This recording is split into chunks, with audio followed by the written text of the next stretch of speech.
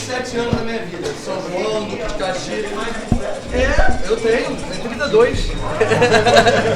Mas aí o que acontece? Lá não tinha muito teatro, né?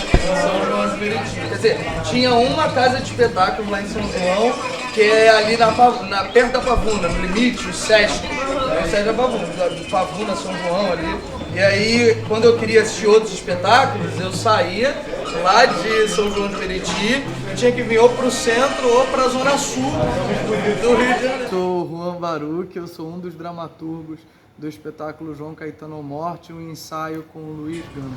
Se na história nós vemos o tempo passar de forma linear, em que passado, presente e futuro não se encontram, aqui nós vamos ignorar a impossibilidade de voltar ao tempo. Nós vamos revisar as lições dramáticas tentando entender como elas funcionaram no passado, podem funcionar no presente e no futuro.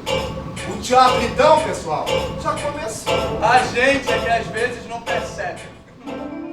Quando eu convidei o Bruno para a gente poder escrever esse texto juntos, justamente porque eu queria que o texto tivesse, né, um peso político que talvez somente eu, com as experiências que eu tenho, não fosse o suficiente para conseguir olhar, né, para a realidade, conseguir transformar ela nesse teatro que a gente construiu.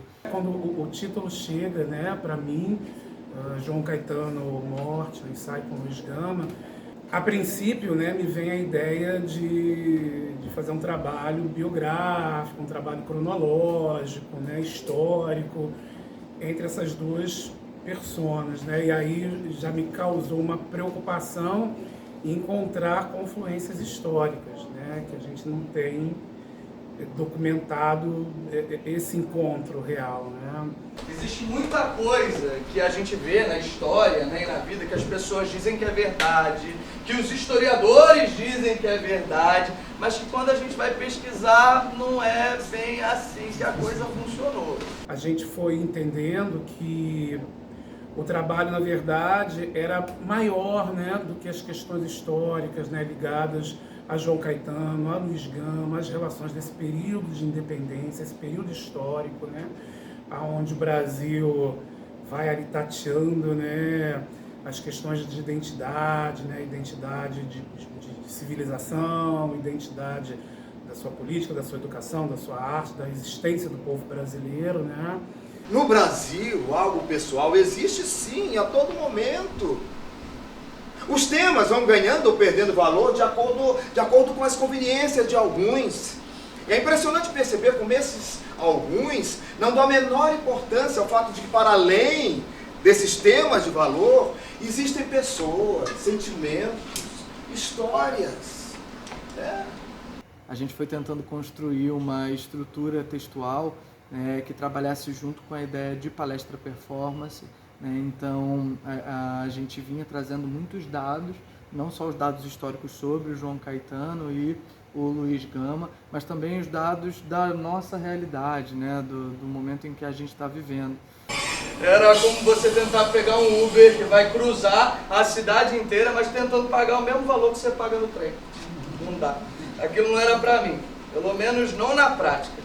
Quem é que consegue fazer uma faculdade que começa 1h da tarde e acaba 7h da noite? Não dá não, gente. É um vão entre o trem e a plataforma que não é fácil de pular. Eu tinha que trabalhar para conseguir pagar os meus estudos, mas os próprios fins atrapalhavam os meios. Desculpa, eu peguei o trilho errado. A greve dos professores não era sobre isso, não. Era sobre infraestrutura. A gente precisava encontrar também questões contemporâneas que nos ligassem, né, a essas questões históricas. Além disso, me chegou a proposta de fazer uma dramaturgia que eu estava acostumado a até ler e ver e conhecia na teoria, mas que eu nunca tinha escrito uma dramaturgia que não tinha compromisso com unidade de tempo, com cronologia, né? Tinha algumas características de rompimento com alguns paradigmas convencionais, né, da dramaturgia. Isso para mim foi um enorme desafio, né? Não porque eu não acredito, eu acredito que o teatro contemporâneo ele está nessa busca, nesse lugar, né, constante busca da identidade. Mas eu pensei, eu não sei fazer isso, né? E aí a gente foi tateando, né? Esse processo me fez lembrar muito uma professora que eu tive na pedagogia que falava sobre a educação, né? Que a educação é um constante tatear, né? A gente está sempre tateando, procurando os sinais, as pistas, né? E foi um processo de buscar as pistas, mas que começou como um salto no escuro, e eu sou medroso, mas que depois a gente encontrou um lugar maravilhoso aí de trabalho, de criação, né? de interlocução de saberes e de criação. Depois, os jesuítas aqui chegaram e são considerados os nossos primeiros professores. Peraí, só um minutinho, abre a luz aí para mim, por favor, só para fazer uma consideração sobre essa afirmação. Né? Essa afirmação não é do Del, é de vários pesquisadores, é claro. Mas aí faz a gente pensar em uma coisa, né? Se hoje a gente entende que a educação ela é libertadora, salve Paulo Freire, né? A gente começa a perceber que os jesuítas tinham uma motivação muito mais religiosa e político-colonizadora do que necessariamente educacionais, né? Mas enfim, vamos continuar, musiquinha. Esse espetáculo, para além de trazer essas duas personalidades históricas, né, como o João Caetano e o Luiz Gama, a ideia dele é tentar fazer com que essas duas personalidades conversem com o tempo que a gente está vivendo agora. Né? O espetáculo ele não é uma biografia desses dois personagens. O espetáculo, na verdade, ele tenta misturar um pouco os tempos, né? Para a gente poder refletir não só sobre o passado, mas também sobre o nosso presente e o futuro. A gente brinca, né, que a gente, em vez de tratar o tempo de uma forma linear, a gente tenta dobrar o tempo, né? Conectar, né, os acontecimentos de 1800 aos acontecimentos dos anos 2000, e de fato é isso que a gente traz para o espetáculo, né? Agora mesmo eu estou aqui escrevendo uma ação contra um crime de injúria racial cometido contra uma menina preta de 13 anos de idade. 13 anos. No banheiro de uma escola particular, sem testemunha nenhuma, uma menina branca com seus lacinhos de fita no cabelo, ela chama a menina preta de macaca. É isso mesmo, macaca. E ainda faz gesto, ainda imita uma macaca também. E ao ser questionada, ela disse que se tratava de uma dancinha, que aquilo tudo não passara de um mal entendido.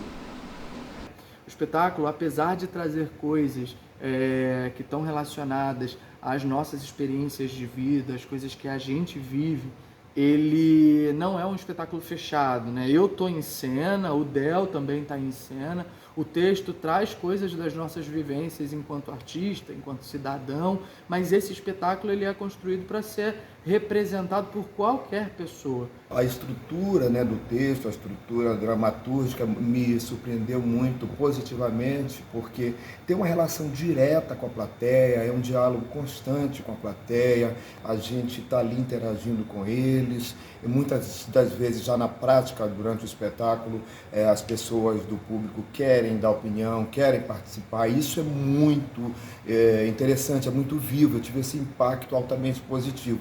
E além do tema, né, que é discutido, né, a questão da nossa identidade, a identidade brasileira, o quanto somos colonizados, a questão da própria liberdade, a questão política, crise política que a gente vive no Brasil e no mundo, isso aqui é retratado. Então, como eu disse, são questões que são relevantes, importantes para a gente discutir, e para mim, enquanto artista, enquanto ator, enquanto cidadão, né, que sou um ser político, a arte tem esse elemento, né, importantíssimo, que é a questão, o aspecto político, e a gente trazer essas questões é estar na contemporaneidade, é estar num Brasil que precisa ser repensado, que precisa ser melhorado, que precisa ter mais representatividade, que precisa descobrir a sua própria identidade. É importante que através do teatro, desse espetáculo, a gente consiga colocar sementes e transformar mentalidades.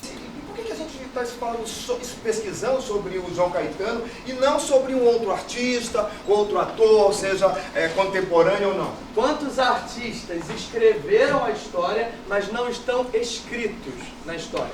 Existe nessa dramaturgia, né, uma proposta um pouco mais aberta, onde a gente vai apresentando caminhos, né? para que o espetáculo seja encenado. Então, apesar dos dados que estão ali serem dados importantes e interessantes, né, eles também podem ser modificados de acordo com o tempo, porque o que a gente tem, na verdade, é essa estrutura dramatúrgica que aponta caminhos, né, que podem ser desenvolvidos numa direção, né, numa encenação. Quando eu comecei a escrever, eu mesmo não sabia que isso teria um impacto tão contundente, né, na minha vida pessoal, profissional, né. A princípio eu olhei e não via caminhos, né. E eu falei, tá, mas a gente tem que começar por algum lugar. E a gente vai naquela relação de brainstorm, você começa a trazer. E aí, conforme o texto foi ganhando corpo, eu fui entendendo que esse texto tinha que passar por dentro de mim, né? Claro, né, um texto sempre passa pela gente, mas às vezes a gente escreve dentro daqueles padrões e a coisa vai seguindo o seu fluxo normal. Mas esse texto, eu falei, esse texto ele tem que realmente sair remexendo. E aconteceu uma coisa muito estranha e muito legal, que conforme a gente ia escrevendo sobre alguns temas e algumas questões, e eu ia entrando a cada fala, a cada momento do texto, né, é como se as lembranças fossem emergindo, né, pulando, né, para fora, coisas que eu tinha vivido, coisas que eu tinha visto, ou como professor, ou como pessoa, ou um familiar, histórias que eu ouvi, que eu entendi, coisas que eu tinha na minha memória e eu fui criando, né, e transformando em cena, sem nenhum tipo de referência pessoal, mas que estava dentro, né, do meu universo, do meu imaginário, né, e as coisas foram brotando, né. Eu lembro que teve um momento do texto onde a gente trazia vários relatos, né, relatos rápidos. E eu comecei a propor essa cena e eu pensei, mas eu não tenho relato suficiente para dar conta dessa cena até o final. Mas no final da cena eu tinha mais relatos do que demanda. Eu tive que fazer uma seleção, porque as histórias foram brotando, histórias que eu vi, que eu vivenciei, ou que eu ouvi, ou coisas que eu vi no jornal, na televisão, de décadas, né, atrás. Eu sou um homem preto. Eu fui um menino preto, tantas e tantas vezes, vendido e revendido pela segregação, pela exclusão, pelo racismo estrutural. Mas nada se compara à dor dos pais ante essa dor dos filhos. Para esses pais, para essa menina, nenhuma matemática tem cálculos. Não. E engraçado que isso foi trazendo, né, à tona um estado de indignação nas questões, né, de todas as injustiças, de todas as problemáticas, né, de todas as relações de exclusão que a gente vive nesse país, que a gente vai meio que ficando adormecido com o tempo. Né? Não que a gente se acostume com isso, né, mas isso vai virando cruelmente, né? Vai virando uma rotina. E esse processo também é uma violência, né? E esse, para mim, foi o maior ganho, assim, o maior legado desse trabalho, foi ter voltado a esse lugar de efervescência e indignação que a gente precisa ter, né? Para viver nesse país sem ser minimamente violentado, né? E quem não é esse tal ponto fora da curva, como Luiz Gama foi? Como é que fica? Luiz Gama aguentou 52 anos de hostilidade. Quantos anos de hostilidade você aguentaria? Preto? Preto não senta aqui, preto senta ali. Mulher não, mulher não senta aqui não, mulher senta ali. Gordo não senta aí, gordo tem que sentar lá. Velho também não, velho não senta aí, velho senta ali. Eu queria também construir algo que fosse diferente de tudo que eu já pude experimentar ao longo da minha carreira. E eu sabia também que no Bruno esses desafios eles iam ser tão interessantes quanto caminhar sozinho, e por isso que eu o convidei para escrever junto comigo. Isso para mim foi um aprendizado, né? Na verdade, a gente já, na prática, a gente já trabalha, já escreve assim, dentro de umas demandas específicas. Mas eu nunca tinha trazido isso para esse momento do palco, do teatro, a cena, como forma de entretenimento. E eu acho que é muito libertador. Inicialmente ele é assustador, né? Porque a gente vem ali sendo massificado como dramaturgo a escrever dentro de um formato aristotélico, né? Dentro das convenções, né? Então é difícil você explodir essa caixa, né? Mas também é libertador porque você entende, você ganha muito mais campo, né, de atuação dentro da dramaturgia, você tem muito mais espaço, muito mais possibilidades dramatúrgicas. E eu acho que as possibilidades dramatúrgicas também contribuem para o aumento de possibilidades da cena. No Brasil, diversos atores e autores nacionais começaram a ter destaque, a serem mais evidenciados, e eles começaram a desenhar o que poderíamos chamar naquela época de um teatro nacional. Agora sim o João Caetano começa a ter um pouco mais de importância, porque ele era um desses artistas. Exatamente, os pensamentos dele giravam em torno de um teatro genuinamente brasileiro, de uma identidade nacional. Tá, mas aí vem uma outra pergunta. Vai ser cheio de perguntas hoje, gente. Como a gente consegue construir uma identidade nacional? Como que a gente consegue perceber as características desse povo que foram modificadas, até mesmo apagadas, por esses navios que aportaram aqui, e não só aportaram, passaram por cima dessas terras de dimensões continentais. É um desafio, mas eu adoro desafios, tanto na minha vida pessoal quanto na vida artística, eu como ator, e romper essa quarta parede o tempo inteiro, trazer o lúdico, trazer o dramático para poder questionar essa nossa realidade, trazer essas questões, né, trazer essas questões ao público, vir à tona tudo isso, me dá um gás, nos dá um gás muito grande, é muito lúdico, né? O nosso trabalho de ator, né? A gente é criança, né? E eu volto a ser criança também. No momento em que a gente quebra essa quarta parede, conversa com o público, aí volta para o telão, a gente traz essa questão política, trazendo o lúdico, a poesia, o lirismo, mas também mostrando assim, olha, a realidade é essa aqui, escancarada. E nós precisamos trazer essas questões. A padaria que antes contava com uma cumplicidade divertida entre os vizinhos, agora tinha dado lugar a uma percepção de ver que, apesar da morte, a vida tem que continuar.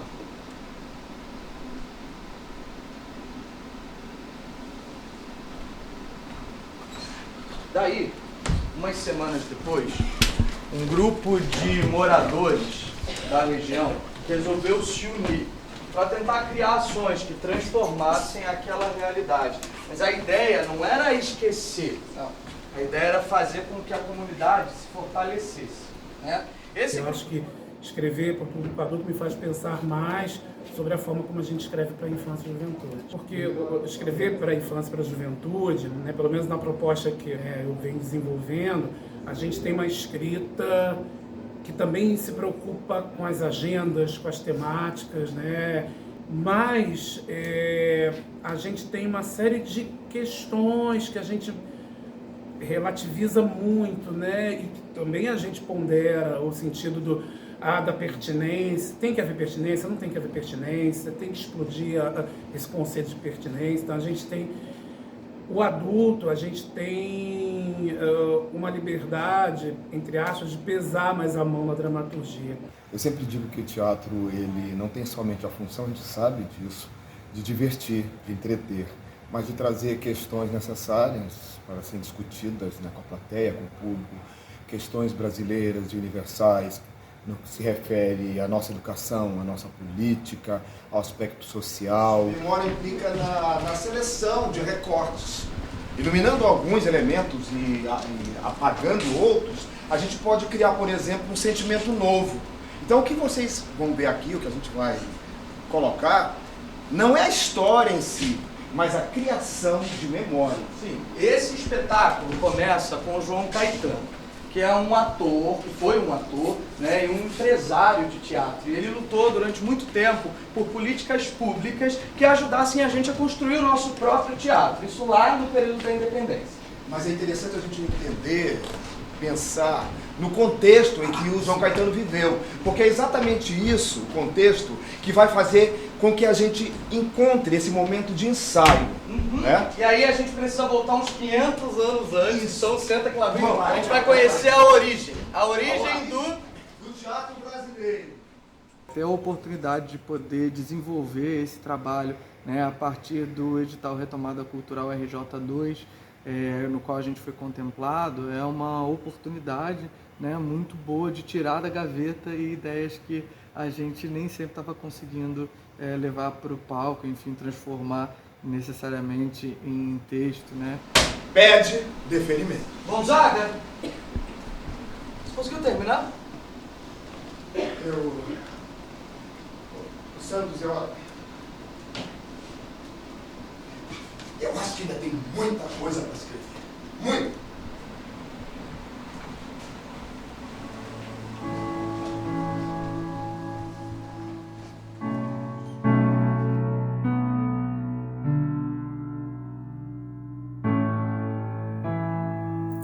Eu ando muito esquecido, meu filho. É por isso que eu escrevo. Eu nunca me esqueci, para que também não me esqueçam. A minha história vem escrita na minha pele. É por isso que eu não devo ser o único a escrever. Tem muita história perdida pelo Brasil e afora. Eu vejo isso nos olhos de cada um dos meus. Vejo no sorriso que resiste à vontade dos outros de esconder a beleza da felicidade, apesar de tudo. Apesar. Pesa. Não devia, mas pesa. Vocês devem estar achando que isso aqui é um diário. Meu filho acha que é, mas eu não acho.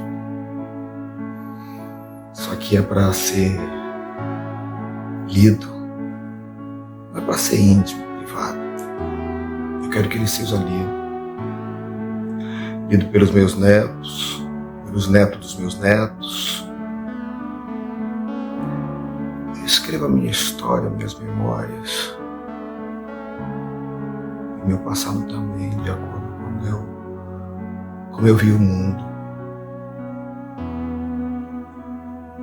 Eu não quero me ausentar desse mundo sem antes deixar as minhas memórias e as memórias dos outros também. Eu quero que os meus tataranetos criem uma lembrança de mim, mesmo que eu não os tenha conhecido em vida. Eu não quero ser uma linha com acontecimentos pontuais. Eu quero ser lembrado pelos meus pensamentos, filho. Isso sim vai me deixar vivo pela eternidade.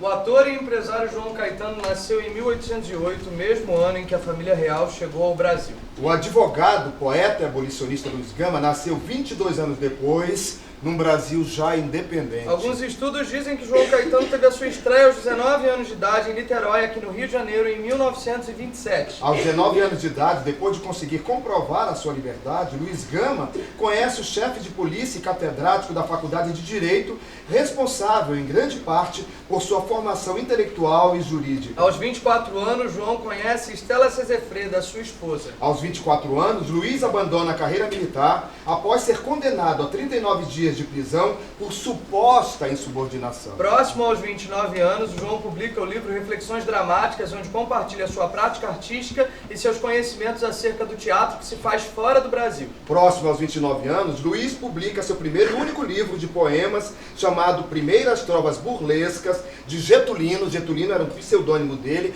onde ele valorizava uma estética dos afrodescendentes e denunciava a sociedade escravocrata, racista e hipócrita. Em 1860, João viaja para a Europa, onde se apresenta com o espetáculo A Dama de Saint-Tropez.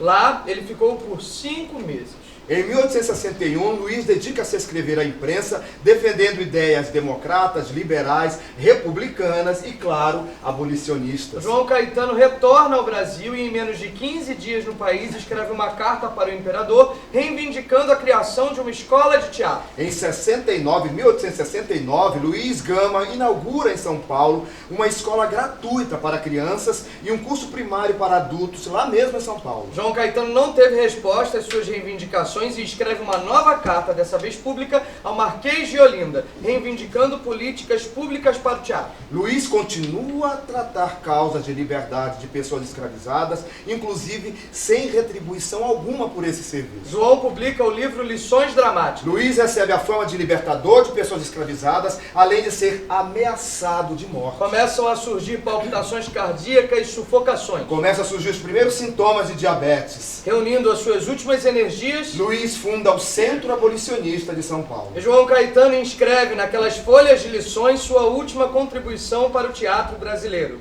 E em 24 de agosto